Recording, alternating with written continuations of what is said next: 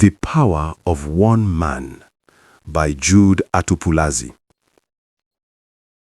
What is happening in Nigeria at the moment is very intriguing. I'm talking about the country's political scene. What we have today is the government in power versus one man. That one man is not Atiku Abubakar, it is not Kwankwaso, or any other opposition politician. That one man is a certain man called Peter Obi.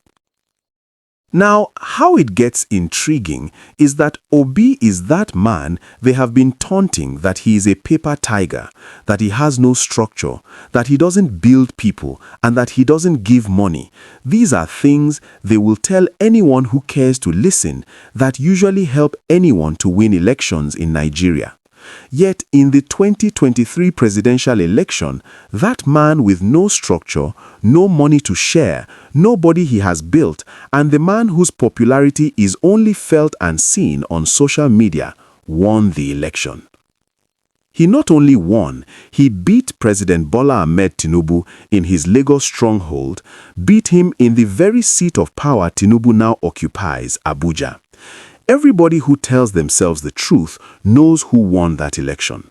It was Obi by a mile. But like they did to the late Moshood Abiola, they also did to Obi. In Abiola's case, Nigerians had rallied round him as they did to Obi. They did not mind that Abiola, a Muslim, picked a Muslim running mate. They voted for him because they knew he was the better candidate. But as the results of that election kept filtering in and showing Abiola comfortably coasting home, they annulled the election. It was similar to what they did to Obi. In the 2023 presidential poll, results in many parts of the country showed that Obi was coasting home like Abiola, and afraid that the unthinkable was going to happen, they invented the word glitches to stop the electronic transmission of the results to the INEC portal. This glitch only happened in the presidential election, while that of the National Assembly was not tampered with by the glitch. Nigerians knew Obi won. The APC knew that Obi won. Tinubu knew that Obi won. The security agencies knew that Obi won. But they all pretended it was Tinubu that won. They all also know that without the glitches, the election would have been over before noon that day. Again, in Abiola's case, the press, largely controlled by the West, started describing Abiola in the aftermath of that election as the man widely believed to have won the 1993 election. This has continued up till today. One would expect that Obi should be described that way too, but alas, nothing like that. Even his brother here is working hard to prove he was beaten. As we gear up for yet another presidential election, the scenario hasn't much changed. The masses have lined up again behind Obi and are ready to follow him to any party. They are following him because they see him as someone different from the corrupt pack, as someone they could trust. Yet again, the powers that be are saying elections are not won on social media. I agree. But in 2023, Obi won on both social media and in the main election before his mandate was stolen. What could he do? Lead a revolution that would have delivered him into the hands of his adversaries who have been looking for an excuse to nail him. He went to court, their court, and the result was predictable. He lost.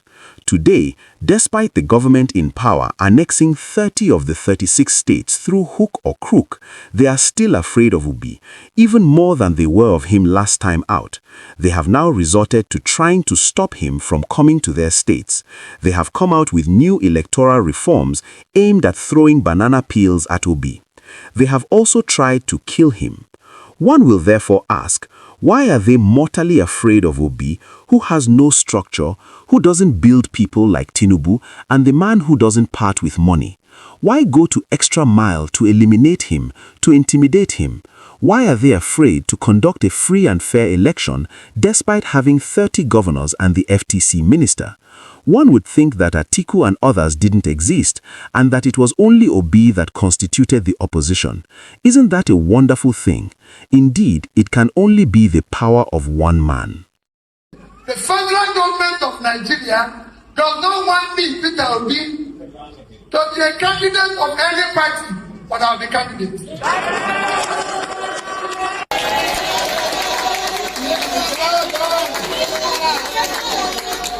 This democracy is a sign. See this democracy. We will do that democracy.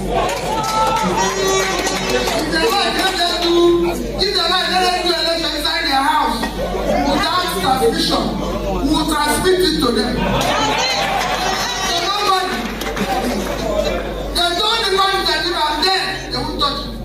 Unless our laws are living the president on the first. On 7 days after.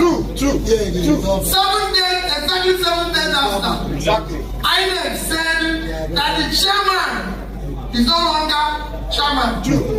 Within the same month, court gave judgment affirming the embassy chairman because Peter Obi is gone. True. Because Peter Obi is gone. I know they are doing everywhere. They want to destroy everybody because Peter Obi will not be candidate.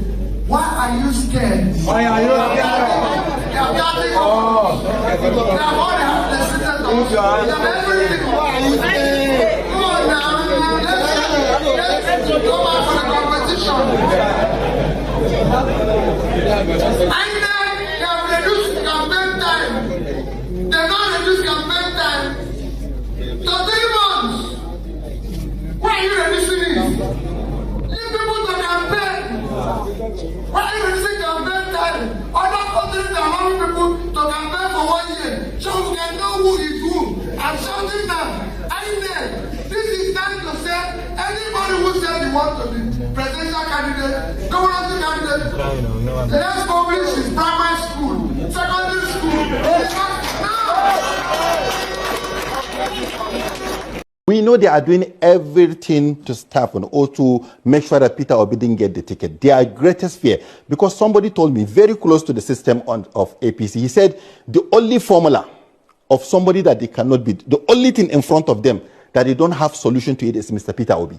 They don't have any formula for them to win election if Peter Obi grabs the ticket. Because one, if the Muslim ticket has pursued them from the United States, there is nowhere they are going to hide. They must take a Christian candidate from the north. And if they divorce the Muslims, that they have already used them, that's why they will not bring this issue of use and dump. So there is somebody like that is from the north for them to do that. So I'm telling you, whether they create the Labour Party, which we have known that the Labour Party is not going to be anywhere because the Labour Party has been filing candidates from 2011 or so. They have presidential candidates. Nobody heard about that, their presidential candidate.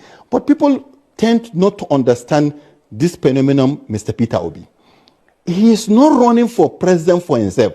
It's a gang of young people all over the country that they feel that this man look like us. Right. Okay. This man dress like us. This man talk like us. This man eat like us. This man is not holistic. He's not thinking like them. Right. Even though he can be like them, but he chooses to be like us, and we want to be like him, and we choose him to be in front so that we follow him to the destination of this new Nigeria that we want to create for ourselves. Okay, Ibrahim Abdul Karim, I want to thank you very much indeed. When you carefully listen to what Abdul Karim said, especially the part where he referenced what his source from the APC told him, then everything begins to make sense.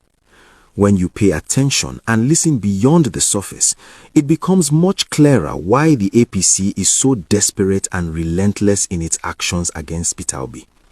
This is not guesswork. This is not speculation. You can hear it clearly from the words that were spoken. The truth is simple and very clear. The only candidate the APC does not have a solution for is Peter Obi. That single fact explains everything.